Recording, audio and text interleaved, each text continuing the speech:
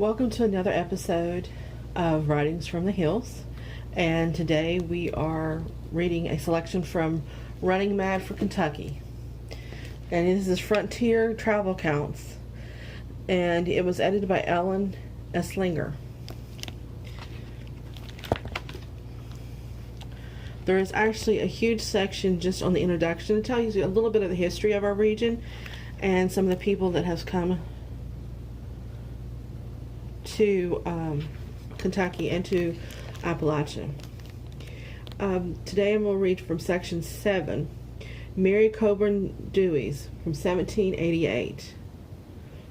The family of Samuel and Mary Coburn Dewey's departed for Kentucky from Philadelphia in the late 1788. They, with several close relatives, traveled the length of Pennsylvania by wagon, then descended the Ohio River in Kentucky. In Kentucky, they reunited with family members who had preceded them west. Mary Dewey's kept a detailed journal of the trip, apparently to share with friends back home. It is unusual for a journal to be written by a woman, one responsible for several young children, and is therefore presented in its entirety. Despite her refined background, Dewey's adventurous spirit and good humor carried her over a number of unpleasant experiences. One of the distinctive qualities of her account is a frequent appreciation for wild beauty. September 27th, 1788. Left Philadelphia around 8 o'clock in the afternoon, and tore ourselves from a number of dear friends that assembled to take a last farewell before we set off for Kentucky. Made our first stay 6 miles from the city, being very sick with the greatest part of the way. 28th. We left the Sign of the Lamb, a tavern, at 6:30 a.m. and proceeded to Colonel Webster's 7 miles, where we breakfasted and then set off for a tavern known as the United States, which we reached at 5 o'clock p.m., and put up for the night on account of my sickness, which was excessive, being obliged to go to bed immediately. 29th. Left the United States and arrived at the wagon 40 miles of Philadelphia. That place, which contained so many valuable friends, sister, and children, were very hearty. The children were diverting to all but poor Maria, who was sick as it is possible to be, and we took up our lodging at a tavern known as the Compass. 30th. Left the Compass and reached a tavern known as the Hat at 10 o'clock a.m., and much better than I was. Lost all the fine prospects of the first days owing to my sickness, which is excessive, and being obliged to be led from the wagon to the bed, and from the bed to the wagon. On October 1st, crossed the Conestoga. A good deal of uneasiness for fear of my sickness to return. The Conestoga is a beautiful creek, and of fine prospects around it.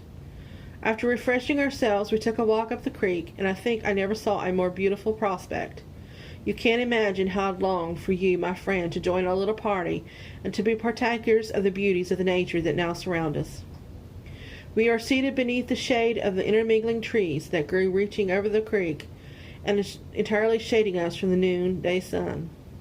Several since I sat here has crossed, some on horseback, others in boats, while to follow the river at a little distance added dignity to the scene, and the rendered is quite romantic.